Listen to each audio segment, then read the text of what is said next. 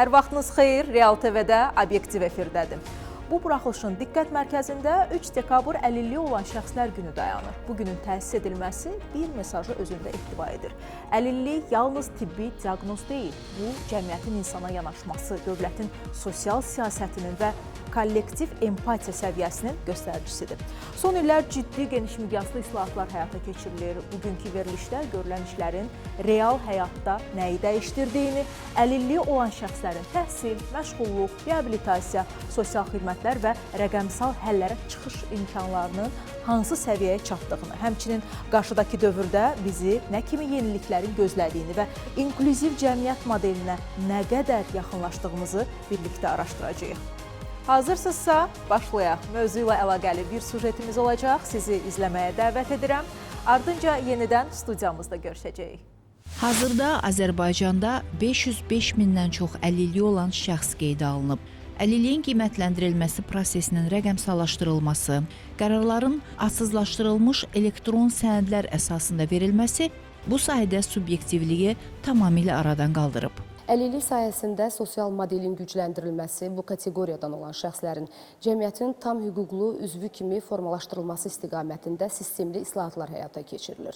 Əlilliyi olan şəxslərə daha əlçatan, davamlı və effektiv reabilitasiya xidmətlərinin göstərilməsi məqsədi ilə ölkə üzrə reabilitasiya infrastrukturu genişləndirilib və müasir standartlara uyğunlaşdırılıb. Hazırda agentliyin tabeliyində müasir avadanlıqlarla təchiz edilmiş 4 uşaq reabilitasiya mərkəzi olmaqla ümumilikdə 15 reabilitasiya müəssisəsi, bir protez ortopedik istehsalat və reabilitasiya mərkəzi və bir Rehapoint reabilitasiya məntəqəsi fəaliyyət göstərir. Son illər agentliyin tabeliyində fəaliyyət göstərən reabilitasiya müəssisələrində yenidən qurma və əsaslı təmir işləri aparılıb. Qəbələ və Şəmkirdə uşaq reabilitasiya mərkəzləri istifadəyə verilib. Agentlik reabilitasiya müəssisəsi olmayan regionlarda yaşayan əlilliyi olan şəxsləri də unutmayıb. Onların reabilitasiya xidmətlərinə əlçatanlığın artırılması üçün müxtəlif layihələr həyata keçirilir. Bərdə şəhərindəki Qarabağ Regional Dost Mərkəzində Rehapoint reabilitasiya məntəqəsi fəaliyyət göstərir və məntəqədə bölgədə yaşayan əlilliyi olan şəxslərə ambulator formada müalicəvi bədən tərbiyəsi, əmək terapiyası, psixoloq və loqoped xidmətləri göstərilir. Məqsəd regionlarda əlilliyi olan şəxslərin reabilitasiya xidmətlərinə əlçatanlığının və davamlılığının tam təmin edilməsi, regionlarda reabilitasiya infrastrukturunun gücləndirilməsidir. Bölgədəki əlilliyi olan şəxslərin reabilitasiya vasitələri ilə təminatı həyata keçirmək məqsədi ilə də bu məntəqə böyük əhəmiyyət daşıyır. Qeyd edək ki, Əmək və Əhalinin Sosial Müdafiəsi Nazirliyi Ümumdünya Səhiyyə Təşkilatı ilə birlikdə dövlət büdcəsi hesabına əlilliyi olan şəxslərə verilən protez ortopedik vasitələrin sayını 57-dən 130-a qədər artırıb. Bunların 81-i əsas, 49-u isə əlavə reabilitasiya vasitələridir. Obyektivdə sosial xülasə ilə tanış olmağın vaxtıdır. Sosial gündəmin əsas xəbərlərini Dost TV ilə birbaşa bağlantıda efir növbəsində olan həmkarım Əsmər Nəcməddin qızı bizə təqdim edəcək. Əsmər, hər vaxtınız xeyir. Salam xanım, hər vaxtınız xeyir olsun. Real TV ilə Dost TV-nin ortaq yayımında xoş gördük hər birinizi. Həftənin əsas sosial xəbərləri ilə qarşınızdayıq, başlayaq. İşğaldan azad edilmiş ərazilərimizdə DOST xidmətləri şəbəkəsinin qurulması istiqamətində növbəti addım olaraq Füzuli şəhərində Qarabağ Regional DOST Mərkəzinin DOST məntəqəsi fəaliyyətə başlayıb. Əmək və Əhalinin Sosial Müdafiəsi Naziri Anar Əliyev, Ağdam, Füzuli və Xocavənd rayonlarında Azərbaycan Respublikası Prezidentinin xüsusi nümayəndəsi Emin Hüseynov, Kiçik və Orta Biznesin İnkişafı Agentliyinin İdarə Heyəti sədrinin birinci müavini Samir Hümbətov məntəqədə xidmətlərin göstərilməsi prosesini nəzərdən keçiriblər. Füzuli DOST məntəqəsində məşğulluq xidmətləri və KOBİA tərəfindən xidmətlər də göstərilir. Qazaxıstanın Vahid Yığım Pensiya Fondunun İdarə Heyətinin sədri Janat Kurmanov və Dövlət Sosial Sığorta Fondunun İdarə Heyəti sədrinin müavini Marad Janibekovun rəhbərlik etdiyi nümayəndə heyətləri DOST İnklüziv İnkişaf və Yaradıcılıq Mərkəzində olublar. Qonaqlara birinci vitse-prezident Mehriban Əliyevanın təşəbbüsü ilə yaradılmış mərkəzin fəaliyyəti barədə məlumat verilib. Dövlət Məşğulluq Agentliyinin təşkilatçılığı ilə Bakıda Gələcəyə Tərəf divizi ilə Gələcəyin Peşələri Sammiti keçirilib. Sammit əmək bazarında baş verən dəyişiklikləri, yeni peşə və bacarıqlarla bağlı tələbləri peşəkar mühitdə müzakirə eləmək, təhsil və məşğulluq sahələrində yeni çağırışlarla bağlı bu ekosistem iştirakçılarının gələcək əmək bazarına hazırlığına dəstək məqsədi daşıyıb. Belə hörmətli tamaşaçılar, mənim sizə bu həftəlik çatdıracaqlarım bu qədər. Obyektiv isə davam eləyir. Diqqətiniz Dost TV-də olsun. Hələlik. Təşəkkür edirəm Əsmər. Dost TV komandasına işlərində uğurlar arzu edirik. Hər həftə bizimlə birbaşa bağlantıda sosial gündəmin baş xəbərlərini diqqətə çatdırırlar. Obyektivdəsiz mövzumuz əlilliyi olan şəxslərin sosial müdafiəsi və cəmiyyətə inteqrasiyasını əhatə edir. Qonağımız studiyamızdadır. Diqqətiniz bizdə olsun. Əmək və Əhalinin Sosial Müdafiəsi Nazirliyinin aparatının əlillik siyasəti şöbəsinin müdiri Sabir Qocayev bugün obyektiv suallarımızı cavablandıracaq. Sabir müəllim, xoş gəlmisiniz. Xoş gördük. Xoş gördük sizi studiyamızda. 3 dekabr bütün dünyada əlilliyi olan şəxslərin günü kimi qeyd olunur və bu yəqin ki, təsadüf deyil. Sizcə bu günün təsis edilməsi ilə cəmiyyətə nə kimi bir mesaj vermək istəyiblər? Düz deyirsiniz. Bugün ilk növbədə qeyd edim ki, 92-ci ildə təsis edilib. Dekabr ayının 14-də BMT-nin Baş Assambleyasının qətnaməsi ilə əlilliyi olan şəxslərin günü kimi təsis edilir və qeyd edilir bütün dünyada. Və məqsəd də bu belə bir günün təsis edilməsində əsas məqsəd də əlilliyi olan şəxslərin hüquqlarının reallaşdırılması məsələlərinin, onların cəmiyyətdə üzləşdikləri problemlər, müəssərlik və digər bu kimi ayrı-seçki və digər problemlərin diqqətə çatdırılması, onların problemlərinə, onların hüquqlarına riayət olunmasına diqqətin çatdırılması, təşviq edilməsi və maarifləndirilmə məqsədi ilə belə bir gün təsis edilmişdir BMT tərəfindən və həmin dövrdən sonra davam edərək əlilliyi olan şəxslərin hüquqları ilə bağlı olaraq BMT tərəfindən qlobal səviyyədə tanınan bir sənəd hazırlanmışdır. Əlilliyi olan şəxslərin hüquqları haqqında konvensiya və 2008-ci ildə də Azərbaycan Respublikası konvensiyaya qoşularaq öz üzərinə bu istiqamətdə böyük öhdəliklər götürmüşdür. Əlilliyi olan şəxslərin cəmiyyətə inteqrasiyası və onların hüquqlarının qorunması məsələsinə də istərdim toxunaq. Son illərdə bu sahədə hansı yeniliklər tətbiq olunub və tətbiq olunan mexanizmlər əlilliyi olan şəxslərin həyatına nə kimi yeniliklər gətirib? Və qanunvericilikdə də islahat prosesi 2018-ci ildə yeni bir qanunun qəbul olması ilə başlayıb. Bu artıq dönüş nöqtəsi deyə bilərik. Əlilliyi olan şəxslərin hüquqları haqqında yeni qanun qəbul edildi 2018-ci ildə. Və o konvensiyanın belə deyək də prinsiplərinə uyğun şəkildə hazırlanmış bir sənəd idi. Və həmin qanun artıq tələb etdi ki, Azərbaycanın normativ hüquq sistemi yenilənsin. 17 bundan bağlı Nazirlər Kabinetinin xüsusi qərarı hazırlandı. Əlilliyin müəyyən olması meyarları, əlilliyin qiymətləndirməsi prosesi qaydaları, əlilliyi olan şəxslərin reyestrinin aparılması qaydaları, fərdi reabilitasiya məsələlərinə bağlı məsələlər və bir çox belə deyək də sənədlər, pulsuz dərman vasitələri bildiyiniz kimi indiyə qədər bizim qanunvericilikdə həm də istifadələrimizdə cəmiyyətdə əlil, fiziki qüsurlu, fiziki imkanları məhdudluğu, sağlamlıq imkanları məhdudluğu kimi bir çox ifadələr var idi ki, və məhz konvensiyanın tələblərinə uyğun olaraq bütün qanunvericiliyi bu ifadələrdən təmizlənmişdir. 2018-dən bu yana 7 il ərzində Azərbaycan həm pandemiya yaşayıb, həm müharibə yaşayıb, çətin vəziyyətlərdən keçib, hal-hazırda işğaldan olmuş ərazilərdə böyük quruculuq işləri gedir. Yəni, bunlar hamısı vəsait tələb edən, resurs tələb edən məsələlərdir. Lakin bütün bu proseslərin fonunda Azərbaycan hökuməti və xüsusən cənab prezidentin dəstəyi ilə və özünün də iradəsi ilə bu sahədə islahatların davam edilməsi daim diqqətə saxlanılıb. Və ötən dövr ərzində 5 dəfə sosial islahat zərfi həyata keçirilib və sonuncu da bu il tətbiq edilib cənab prezidentin verdiyi fərmanla. 5 il ard-arda. Bəli. Yeni təqaüd növləri də bu təsir. Məsələn, əvvəllər olmayan əlilliyi olan şəxslərə qulluq etməyə görə, birinci ağır dərəcəli əlilliyi olan şəxslərə və əlilliyi olan uşaqlara qulluğa görə yeni təqaüd növü təsis edilmişdir. Hal-hazırda onun məbləği 120 manatdır. Yəni ki, növbəti islahat paketləri çərçivəsində də bu məbləğlərə daim yenidən hökumət tərəfindən baxılacaq. Yəni, bu da əhalinin maddi tərəfdən dəstəklənməsinə yönəlmiş tədbirlərdən biridir. Vətən müharibəsi iştirakçılarımızın yüksək texnologiyalı protezlərlə təminatı məsələsi diqqətdə saxlanılmışdır ki, onların cəmiyyətə inteqrasiya olmasına mühüm rola malikdir. 619 yüksək texnologiyalı protezlər verilmişdir ki, həmin protezlər itirilmiş ətrafların funksionallığını 80% və daha yuxarı təmin edir. Yəni, bu istiqamətdə tədbirlər genişdir. Tək Əmək və Əhalinin Sosial Müdafiəsi Nazirliyini əhatə etmir, digər qurumlara təsir əhatə edir. Yəni, bu barədə çox danışa bilərik. Yəni, deməyə bu sahədə sözümüz çoxdur. Sabir müəllim, çox yaxşı qeyd etdiniz ki, deməyə sözümüz var. Mənim də suallarım sizə kifayət qədər çoxdur və ümid edirəm ki, bizə ayrılmış vaxt ərzində bizi izləyən həm əlilliyi olan şəxsləri, həm vətəndaşlarımızı kifayət qədər məlumatlandıracağıq.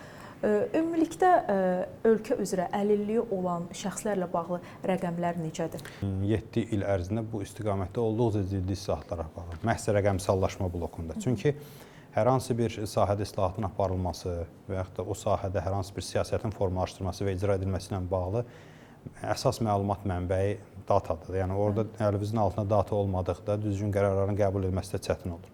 Yəni bu istiqamətdə də biz olduqca belə deyək də ciddi addımlar atmışıq, sistemlər formalaşdırmışıq. Tək Əmək Nazirliyindən yox. Məsəl üçün bir dənə bizim hərbi həkim ekspertiza tibbi şəhadətləndirmə reyestrini qeyd edə bilərik ki, bütün güc orqanları, Müdafiə Nazirliyindən tutmuş bütün orqanlar oraya inteqrasiya ediblər.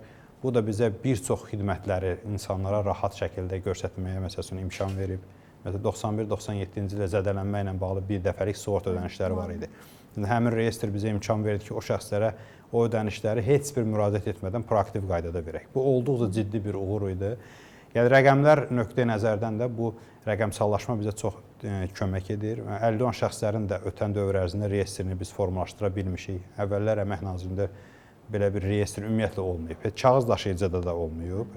Yəni əlilliyi olan şəxslərin sayı barədə də məlumatları artıq bu reyestrdən biz əldə edə bilərik. Reyestr bir çox dövlət orqanlarına inteqrasiya edilib. Reyestrdə təkcə əlillik məlumatları deyil, eləcə də təhsil, Dövlət İmtahan Mərkəzindən olan bəzi məlumatlar və bir çox bəzi dövlət orqanlarının məlumatları da orada formalaşdırılır ki, bu da həmin şəxslərə nisbətdə təhlil etmək imkanlarını bizim üçün olduqca genişləndirir. Hal-hazırda bizim əlilliyi olan şəxslərin reyestrində 500 min əlilliyi olan şəxs barədə məlumat var, qüvvədə olan əlilliyi olan şəxs barədə məlumat var. Heç bir şəxs saxta kağız daşıyıcılar əsasında əlillik əldə edə bilməz. Çünki ötən dövrlərdə bununla bağlı təcrübəmiz çox olub. Çoxlu əlillik təyinatları saxta, yəni sağlam insanlardır, əsaslandırılmamış şəkildə saxta sənədlər əsasında əlillik təyin edilərək əlillik alırlar ki, bu da ünvanlılıq və ədalətlik prinsipinə zidd idi. Bu qeyd etdiyiniz rəqəmsallaşma əlilliyi olan şəxslərin özü üçün də bir üstünlükdür. Məsələn, sosial portalına onlar daxil olaraq, eyni zamanda mobil tətbiqindən istifadə edərək orada əlilliyi ilə bağlı məlumatları ilə də tanış ola bilirlər. Bəli, düz deyirsiniz. Çünki əlillik barədə məlumat verilən qərar artıq dediyimiz kimi rəqəmsal mühitdə verilir və elektron sənəd formasında verilir. Düzdür, bunu kağız daşıyıcıda çap edib götürə bilərlər, lakin buna artıq heç bir ehtiyac yoxdur. Çünki hər bir şəxs sosial mobil aplikasiyası vasitəsilə nəinki əlilliyi barəsində, eləcə də Əmək və Əhalinin Sosial Müdafiəsi Nazirliyi tərəfindən göstərilən 149 dövlət xidməti üzrə istənilən özü barədə məlumatı, həm fərdi şəxsi hesabı barədə məlumatı, nə qədər onun əmək haqqından pul ödənilib, həm pensiyası varsa pensiyası barədə məlumatı, eləcə də Əmək və Əhalinin Sosial Müdafiə Nazirliyinin göstərən digər xidmətlər üzrə hər hansı bir xidməti əldə edibsə, həm tarixçə kimi özünün sosialda əlinin altında olur. Sosial portalından və eyni zamanda mobil tətbiqindən istifadə etməyən vətəndaşlar məhz həmin tətbiqi həm iOS, həm Android üzərindən yükləyə bilərlər və asanlıqla istifadə edə bilərlər. Bəli, indi smartfon hər kəs istifadə edir. Yəni bundan ötürü hər hansı getməyə ehtiyac yoxdur. Əlimizin altındadır. Yəni Əmək və Əhalinin Sosial Müdafiə Naziri bir klik qədər, bir toxunuş qədər sizə yaxındır. Yəni bunun üçün hər hansı bir yerə getməyə ehtiyac yoxdur. İstər xidməti oradan əldə edə bilərsiniz. Verilişimə gələn bütün qonaqlara bu sualı ünvanlayıram. Sosialda ən bəyəndiyiniz funksionallıq hansıdır? Sosialda ən bəyəndiyim funksiya məhz bayaq qeyd etdiyim o bir kapitalla bağlı hissədir. Mənim şəxsən öz fikrimi deyirəm. Fərdi şəxsi kapitalla bağlı hissədir ki, o funksionallıq gözəl funksionallıqdır. Hər rübün sonunda gecikmədən rüb ərzində işə götürən tərəfindən sənin üçün ödənilmiş məcburi dövlət sosial sığorta görürsən, pensiya kapitalını görürsən, təxmini gələcək pensiya məbləği hesab edə bilirsən. Eləcə də məsəl üçün mənim bir neçə il öncə övladım dünyaya gələndə də sosial tətbiq üzərindən bildiriş almışdım ki, artıq ona müavinəti yaxınlaşaraq bank ofisindən əldə edə bilərsiniz. Əlilliyi olan şəxslərin gələcəyi məsələsinə də toxunaq. Nə kimi yeniliklər bizi gözləyir? Əlillərə yanaşmada hansı yeniliklərin və yeni mexanizmlərin tətbiqi nəzərdə tutulurmu? Əlilliklə bağlı bizim qarşımıza duran ən böyük məsələlərdən biri ölkəmizdə əlilliklə bağlı müəssərlik mühitinin belə deyək də həm bunun təşviq edilməsidir, həm də bu istiqamətdə bir irəliləyişə nail olunmasıdır. Biz bununla bağlı bu da düzdür, bu konvensiyadan irəli gələn bir tələbdir, lakin eyni zamanda bu bir insani bir yanaşmadır. Hər bir Azərbaycan vətəndaşı tutduğu vəzifədən, işlədiyi yerdən asılı olmayaraq bu məsələyə həssas yanaşmalıdır, diqqət göstərməlidir.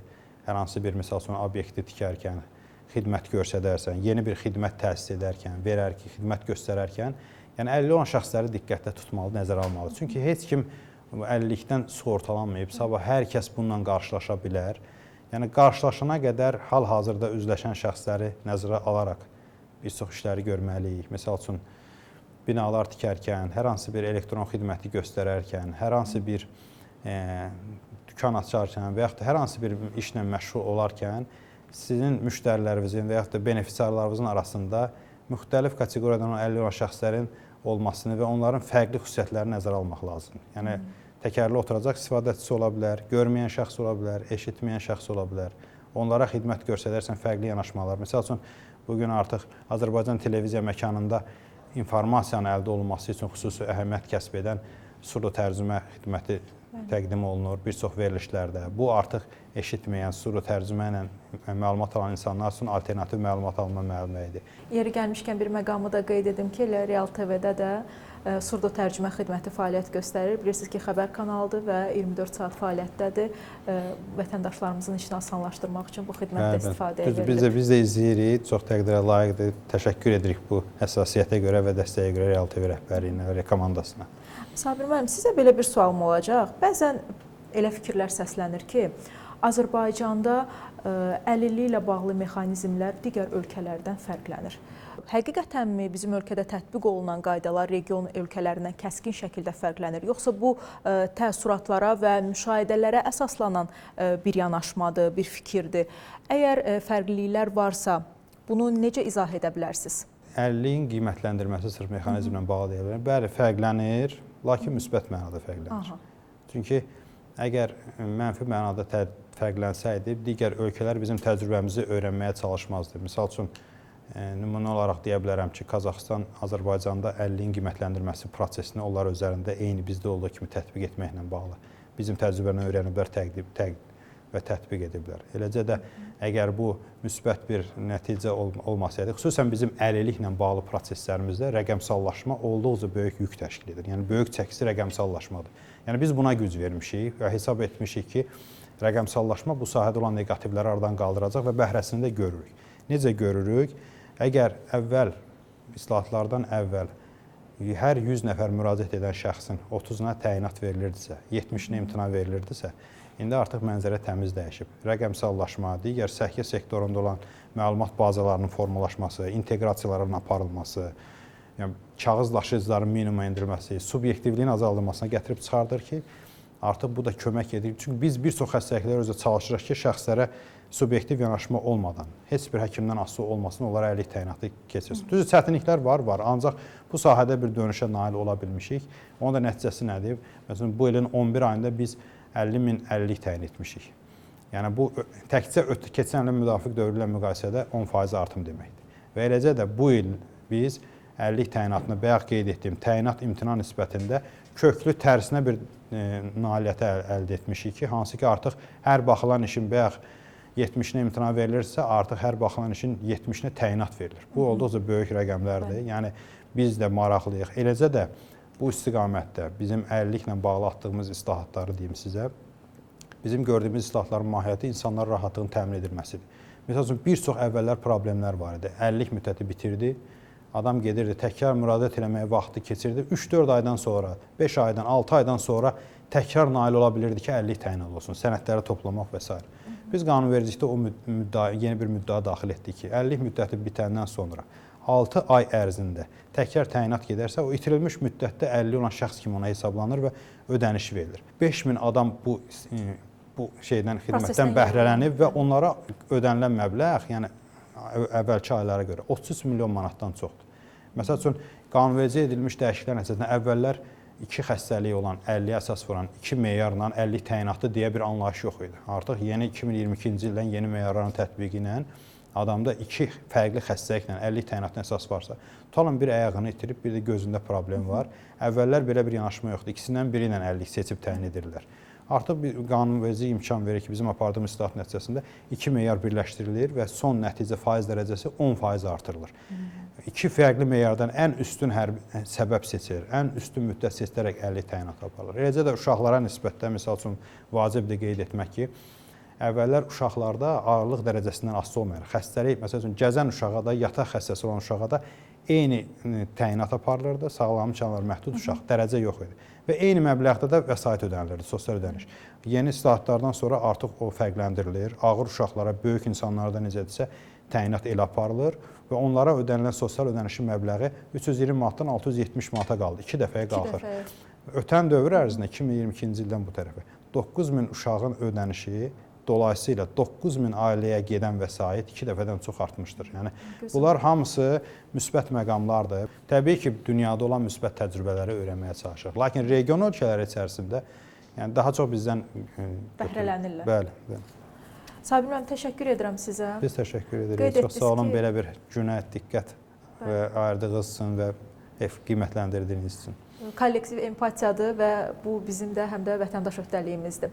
Qeyd etdiniz ki, bu çətin bir yoldur, amma dönüşə nail olmuşuq. Bu yolda sizə uğurlar arzulayıram. Minnətdaram, çox sağ olun. Və bizi izləyən bütün əlilliyi olan şəxslərə, eyni zamanda bütün vətəndaşlara can sağlığı arzulayıram. Çünki həyatda ən qiymətli nemət can sağlığıdır. Biz də Real TV komandasına bu həssasiyyətə görə belə bir günə vaxt ayırdığı üçün, belə bir efir vaxtı ayırdığı üçün təşəkkür edirik və bu ümumiyyətlə həssasiyyəti həmişə görürük. Bu gün də xüsusən hiss edirik. Çox sağ olun, təşəkkür edirik. Sosial sahədə baş verən yenilikləri izləyir və onları sizə obyektiv şəkildə çatdırmağa çalışırıq. Bizi izlədiyiniz üçün təşəkkür edirik. Növbəti obyektiv buraxılışlarda görüşənədək realda qalın.